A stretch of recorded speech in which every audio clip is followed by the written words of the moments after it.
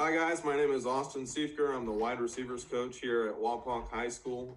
I've worked at Bluffton University for a couple years, working with the tight ends, and transitioned to receivers in my last year there. Um, this this past season, I worked with Wapak High School. We run the wing T style offense. What we try to do is try to maximize all of our abilities and all of our guys as much as we can whenever we get the opportunity to run a route or to be in a pass concept, and try to make sure our guys are there and they're taking advantage of every opportunity they get. Okay. So what I'd like to do is start out with my wide receiver manual that I give to all my guys at the beginning of the season, and sometimes I update it in the off season. I'll make some changes here and there, add a drill here and there from clinics that I've watched or people that I've read about, or whatever it may be. I try to update this as much as I can, but for my guys, I want to try to keep it as simple as possible. So in this manual, it is kind of slim, but there are many points that I can talk about and many points that I can reach on.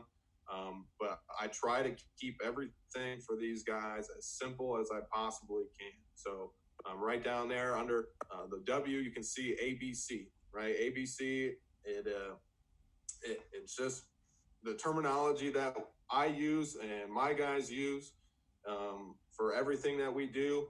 ABC is the fundamentals, obviously, for coming through and doing the right thing. We want to talk about doing the right thing inside the classroom, doing the right thing on the field, doing the right thing during your drill sessions, anything like that. ABCs is what we cover. It's about all the small details, everything that we do from route running, catching, blocking, whatever it is. Developing your good habits is a way that we can become better athletes and better coaches. Okay, so um, the ABC mentality requires us to have a fierce competitive nature. Obviously, we're all in this coaching field. You're probably watching this video because you want to learn more about your position or about another position that you're trying to improve on, right? Um, we're all trying to compete. We're all trying to win. So the ABC mentality really covers the basics of us being competitors. And as I view opponents, as I view rivals, I don't really see them as the opposition. I see them as guys that are trying to take me to the next level, guys that I have to prepare for, have to focus on in order to take me to the next level. How do I view what they're doing? How do I maximize what I'm doing? And how can I get better? Or how can I teach my players to be better in those positions? Okay, so like I said, many people confuse opponent with enemy, but I see those guys as an opportunity to help me succeed and help me improve. Okay, so our expectations um, for ABCs, obviously, A is arrive early. Okay, leave late. Man, to master your craft, you really have to be in early before a coach asks you to be there, right? Well, we have many guys at Wapak that do the right things. They come in early. They get stretching early. They get lifting early before we even ask them to get started with their teammates, getting stretch lines, stuff like that. Okay, those guys are already on it. They're in there. They're ready to grind, and most of the time we don't even have to ask them just because of the way that the culture has been built. Okay, you can read that it takes the average person 10,000 concentrated reps to master one specific skill. Okay, so I'm trying to get 10,000 concentrated reps out of my guys each season, and maybe even the off season, to try to get them to master one specific skill. So whether it's catching the football, looking it in, maybe it's running a dig route, running a corner route, running the post, whatever it is, I need to try to get those guys 10,000 concentrated reps. Concentrated doesn't mean just run 10 steps, break off to the post, and then you're good. No, it means take your 7 steps, break to the middle of the post. If you're running an average post, not even a skinny or a fat, but take your 7 steps, break it in, get your chin to your shoulder, and look for the football from the quarterback. You have to do certain things to make sure that you're working on your skill, and making sure that you're improving each thing that you're doing. It's not just walk out there, run the route, and then you're good. I got my 10,000 reps. No, it's I got to concentrate on every little aspect of my route or of my drill or my skill. That way I can become a master of it. Okay. Be prepared. Come to meetings, practice, class, whatever it is. Come prepared every day. I always tell my guys, bring a notebook. There's always something that you can learn that you didn't know the day before. There's a coach, whether it's me as your receivers coach, or it's Coach Moyer, who's our head coach, or the offensive coordinator, whoever it may be. You can learn something from them. Whatever they're going to tell you that day, that you can write down in your notebook, and you can go back to it, and you can do it, right? So I have written in there, you can't fully learn and understand anything without the proper equipment. Now, if you're like me, I'm a guy that I don't have a photographic memory like Sean McVay or Peyton Manning or anything like that. So I'm always bringing a pen and paper to my meetings. That way, if we're watching film, I can jot something down, and give it to my players later on the field, right? C, be coachable. The only way you can master the receiver position is by having the willingness to learn.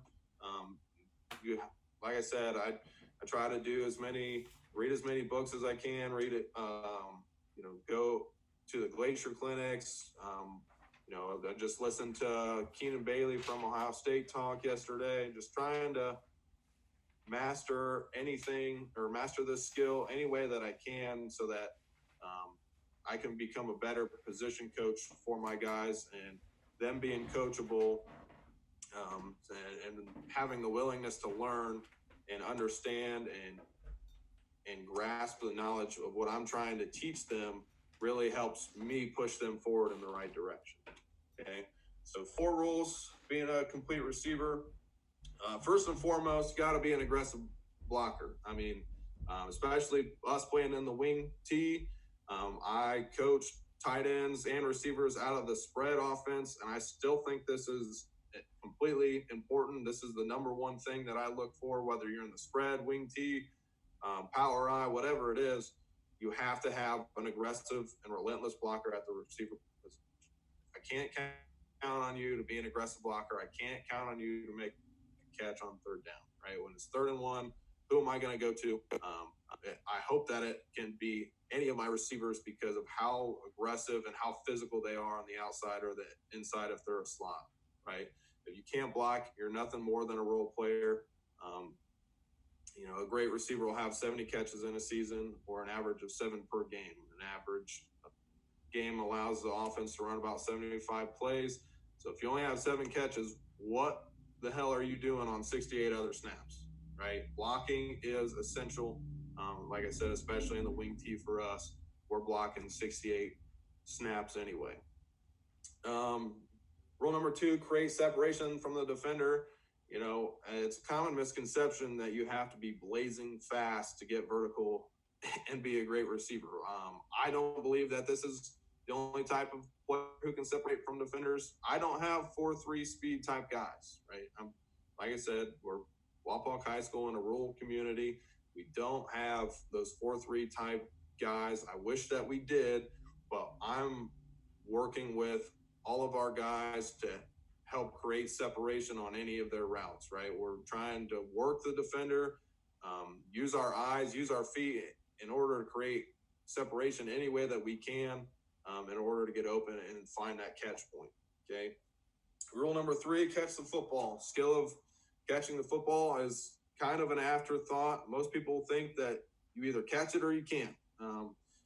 What I do is I try to work as hard as I possibly can on the mechanics, the coaching points of catching the football, and drilling any way that I can. I tell my guys before practice, try to get 30 catches in with the football, with a buddy, have them throw it to you any way that you want them to throw it to you, whether you're running, you're jogging, you're just standing there. I don't care what you do. Get 30 catches in. Try to work on those 10,000 concentrated reps and master that skill of looking the ball into your hands and tucking it away. So that's another point that I emphasize is tucking that football away, tucking it high and tight.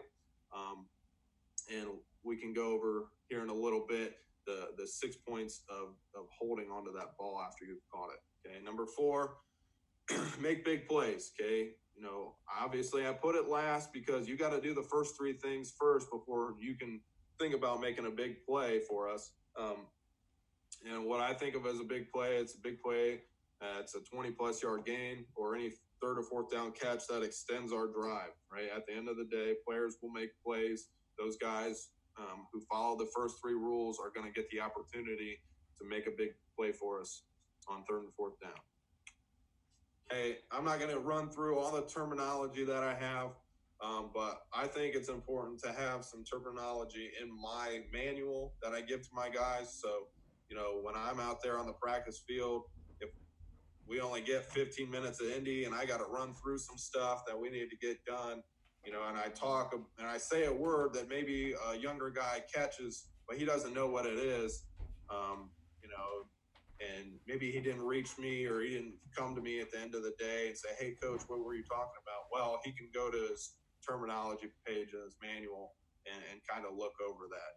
This is just kind of a last point of emphasis for them to look at if they need to find out what I was talking about throughout the day. Hopefully they find me. Hopefully they, come up to me right after the drill or during the drill or whatever it is.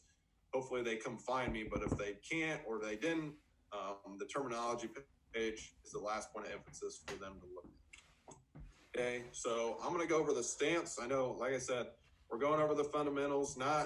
It's for coaches that know the receiver position. It's not a completely new concept for you to go over stance. It's not completely ecstatic for people to talk about, but it is extremely important when you're teaching guys on day one what to do, where to line up, where to go, everything like that. The stance is obviously the most important piece. Okay, so written at top is our stance is very important and predicated on that of the defender. If our defender is playing off past 5 yards, we will align with inside foot up, toes pointed straight ahead. Weight should be distributed 80% on your front foot and 20% on your back foot. Now, I distribute that weight like that just so that our guys they have a little bit of pressure on their back foot, but I want most of their weight distributed on their front foot so they can press off and they can high knee drive with their back leg and get to where they're going. Okay. Sometimes when I set them up in their receiver stance, they're a little wobbly. I want my guys to be comfortable. So their back foot, I have them take it to the right or to the left about 6 inches, which distributes their weight, a little bit more evenly as they're getting addressed at the line. Okay. So with the receiver stance, it's extremely easy how I get them started. When we run our little kids camps, this is how I teach them. When we run our 7th and 8th grade camps, this is how I teach them to do it. High schoolers, I taught them to do it this way, and even college players, I taught them to do it this way. This is the way that I was taught by some of the Ohio State guys, stuff like that. This is where I think our guys get the easiest transition out of their stance and something that's super easy for them to learn, easy for them to use it at home or do it at home. If they're trying to practice their concentrated reps, very, very simple for our guys to use. So we'll start with our back knee bent. Back knee should be parallel with the heel of our front foot. So I kind of want it right on the heel of our front foot. Obviously, we're going to stand up. We're going to keep our chest low. We're going to distribute that weight 80-20. That way we can lift and high knee drive. Our shoulders should be square. Our head should be up, and our chest should be almost to our knee. I like to keep our guys' chest as low to our knee as we can. And, you know, whatever's more comfortable for them to use, I'll allow it. I'm not a big stickler on it, but I'll allow it. I see a lot of receiver coaches. They like to have their guys, you know, put their hands together. They like to have them clasp their hands, or they like to have their hands down at their side, or whatever they want to do. I don't really care what our guys do. I've been thinking in other ways, and I've been doing some research on other ways to maybe drive off the ball more, eliminate some more false steps by putting their hands on their thigh board or their front knee. That way they can put that pressure on that front knee and they can lift and drive. But like I said, I'm just still doing some research on that, but I'm not a big stickler on where they put their hands. If they are in press coverage, I'm going to bring that back leg forward and a little bit wider and do more of a heel-toe relationship. That way I can distribute my weight on my front foot or my back foot, and I can go wherever I want. Okay, I can't, if there's a DB in press coverage, I can't have wasted motion. I gotta be able to get out of it. I gotta be able to work my release steps and my hands, whichever way I need to go. I gotta be able to move, and running that regular receiver stance really only gives you a way to go straight. Okay. So one of the other things that I emphasize, we're getting press coverage, which we rarely ever see at Wapak, is to then keep your hands up. Okay, keep your hands up, ready for a fight, ready to be physical, and ready to attack that DB. Okay, so going into blocking, like I said, this whole manual is predicated on the ABCs of whatever we do. So with blocking, it starts with alignment is our A, beat is our B, contact is C, and drive is D. Okay, so alignment, where is the defender at? Is he head up? Is he inside? Is he outside? Where is he at relative to me? How far off the line of scrimmage is he? Where do I need to get to? Where should my break point be? I should know all of that as I'm getting lined up. Okay, bead is push your breakdown, number one, and two, creep and punch. So when I'm pushing to my breakdown, I got to come off the ball, but I'm not going to come off the ball at 100%. I got to be under control, and I got to be able to break down so that I can get in front of the defender and he's not running past me. A lot of times, and I'm sure that you guys have seen this, a lot of times your receiver will think that he can run right into his defender, whether it's a linebacker, corner, safety, whatever it is. He can try to run as fast as he possibly can into the DB, and he's just going to run him over. Okay, I see a lot of guys like that, and you got to try to break them of that habit, because we're not going to get that destruction block every single time. Okay, you're just not going to get it. It's an all or none.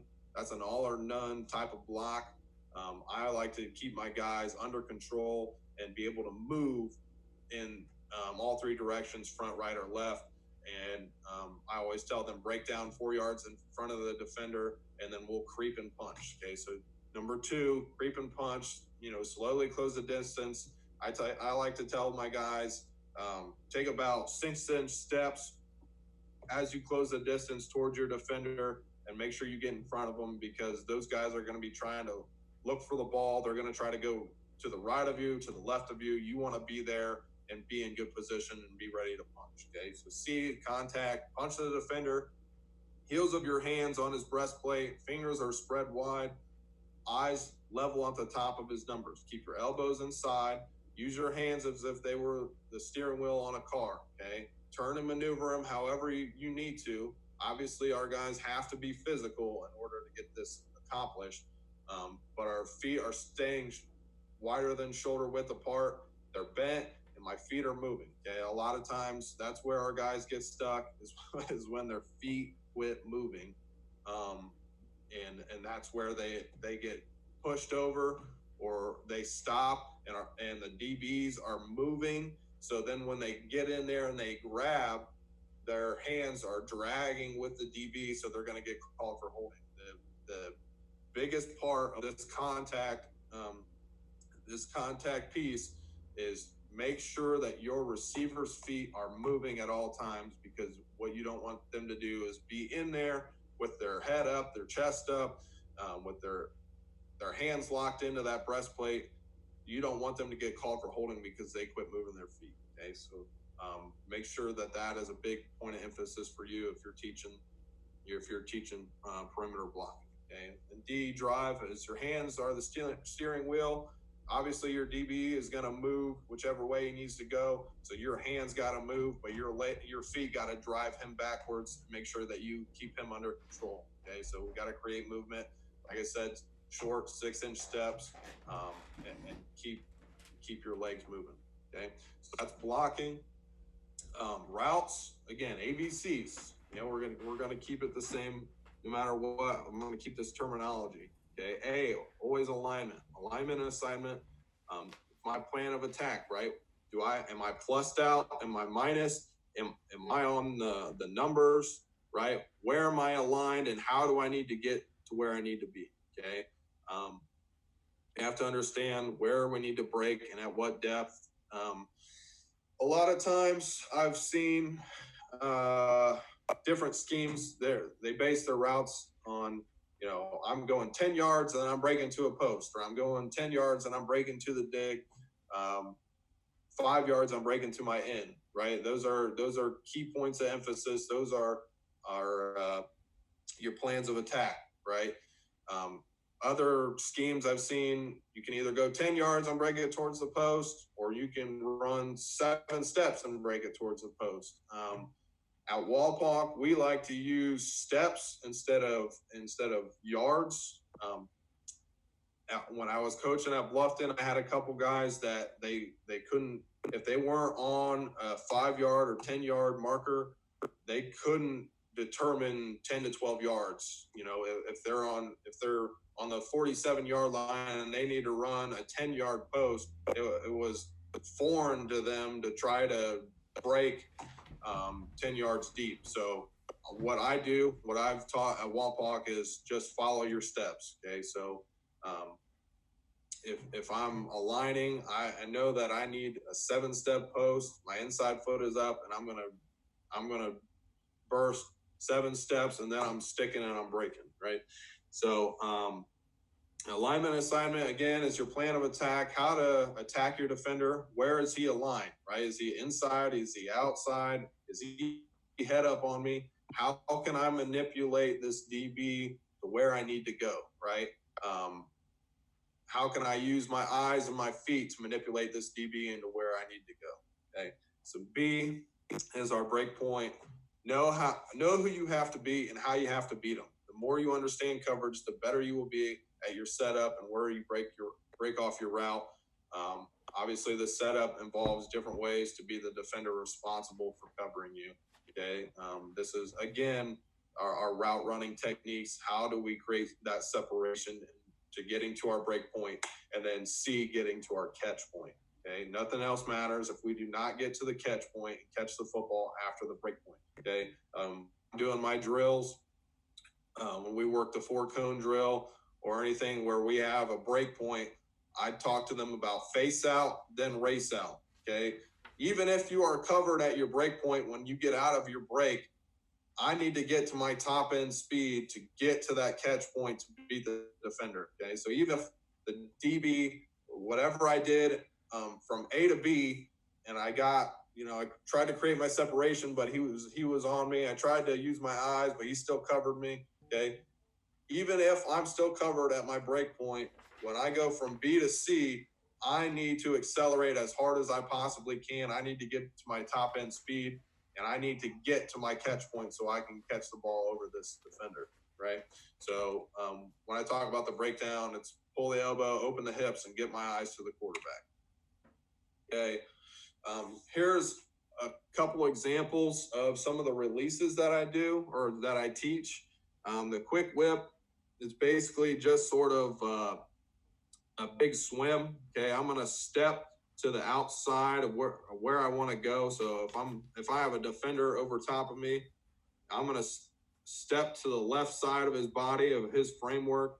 I'm going to punch with my outside arm, and I'm going to push and aim at his elbow, and try to push, obviously, that away.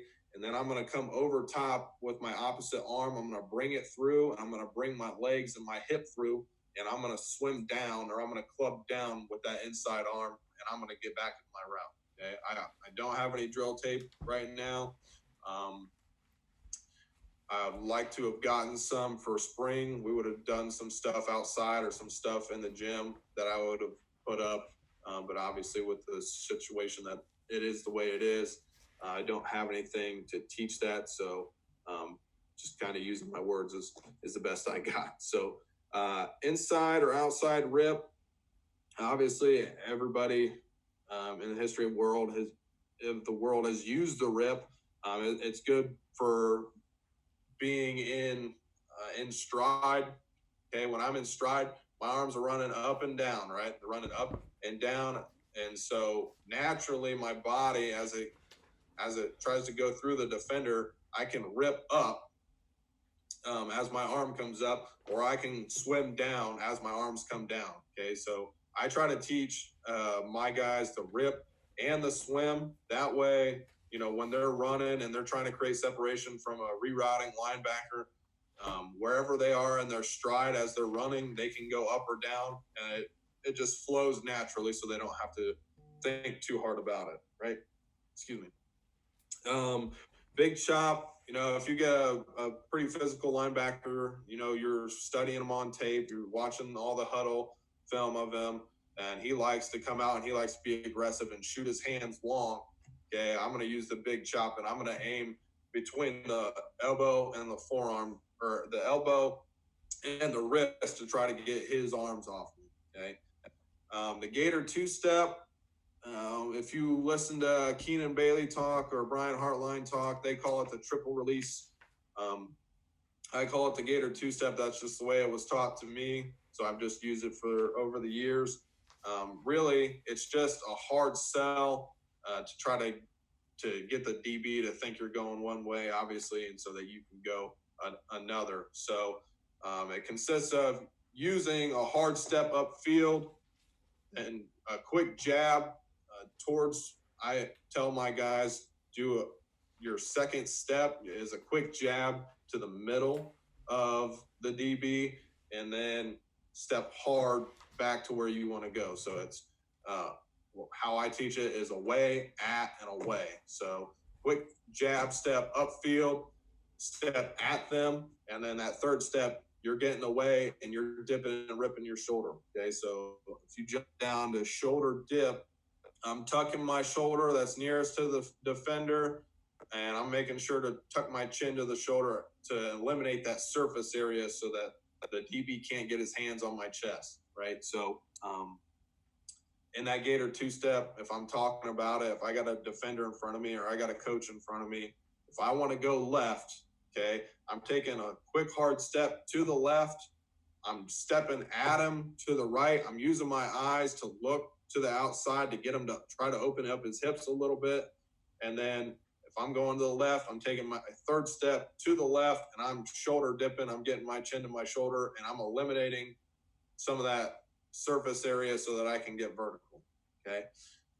So that's Gator two-step and shoulder dip together. You can use that on a pop-up dummy. You can use that with anybody just kind of standing there. You can do that however you want.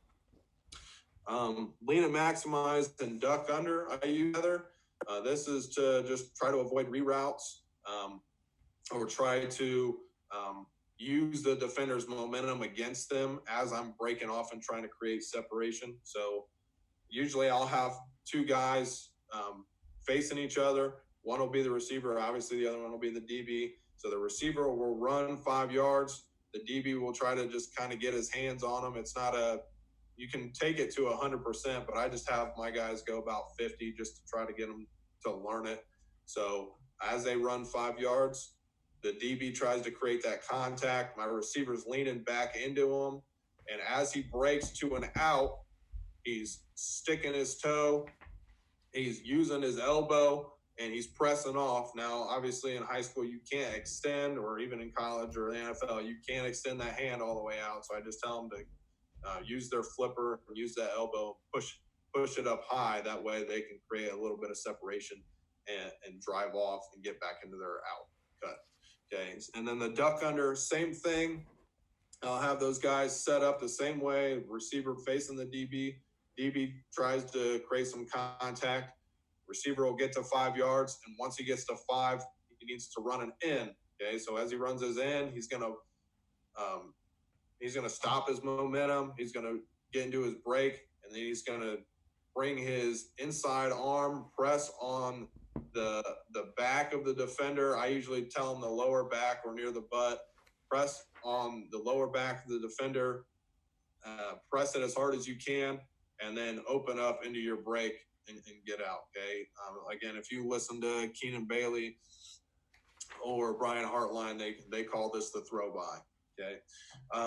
The stretch release, I use that as kind of an encompassing release for my slot receivers. We have a pretty decent slot receiver this year. He's coming back as a senior. He did some good things for us as a tailback and in the slot. And some of the things that I taught him was to try to set the DB up where you want him to go, right? So if I'm in the slot and I know the DB is lined up head up or inside of me, but I know that I got to run a seam route to try to beat cover 3. I know this DB is going to try to reroute me as I get into my route. I'm going to try to stretch him to the outside. I'm going to try to push him outside as much as I can in my stem, get him to come with me, open up his hips. At the last second, I'm going to stick a toe. I'm going to shoulder dip, and I'm going to get back on the hash or 2 yards outside the hash, whatever you teach. And I'm going to get vertical. I'm going to try to keep it away from the safety. And I even stack that DB back up if I need to.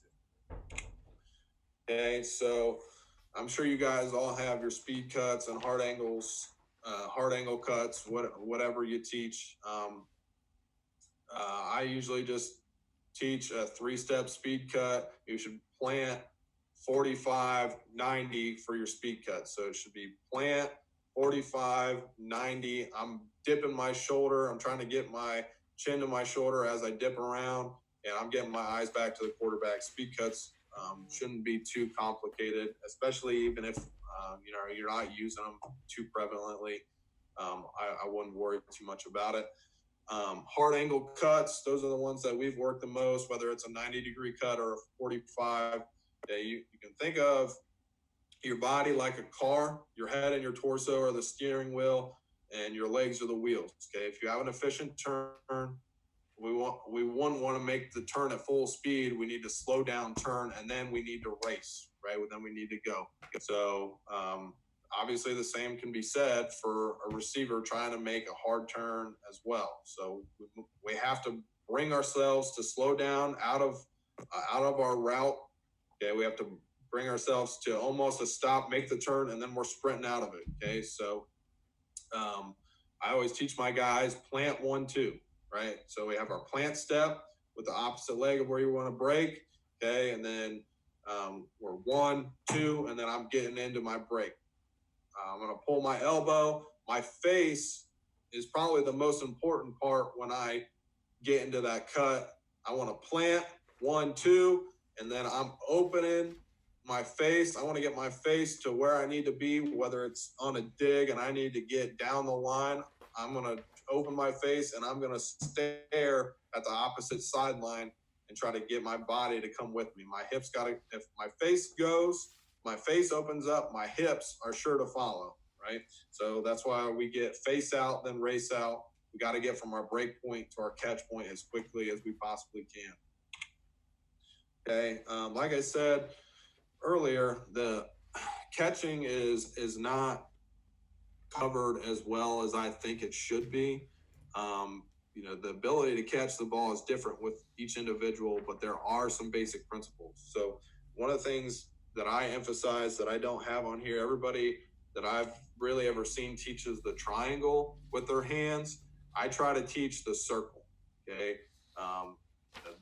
the football is an oblong shape. As it comes to you in a spiral, it's more of a circle than it is a triangle. And your thumbs need to stretch a little bit more. And they need to be able to adapt a little bit more as the ball comes to you. Now, I know that's super specific, but I try to get my guys in the best position that I possibly can. So, like I said, always put yourself in the best position to catch the ball. Learn to adjust to the angle of the ball. That comes with repetition. That comes with you having them run, drills, routes, whatever it is, getting their 30 catches at the beginning of practice, doing those little things to help them adjust their body. Okay. You can read some of that stuff. I can send this to you if you need it. You can email me. My email is at the beginning of the video. I always have our guys get two hands to the football. Odell kind of ruined the game of football for a little bit with that one hand snag, because everybody and their mom wants to try to snag the ball with one hand. But I try to overemphasize that fundamental piece of getting two hands to the football. You're obviously better when you use two hands to catch that ball, bring it in, and tuck it away. Okay. So, like I said, emphasize two hands to the ball, just because a lot of your younger guys are Odell fans and they want one hand snag everything. Okay, you can continue to read this if you want. I'm going to move on to the next page.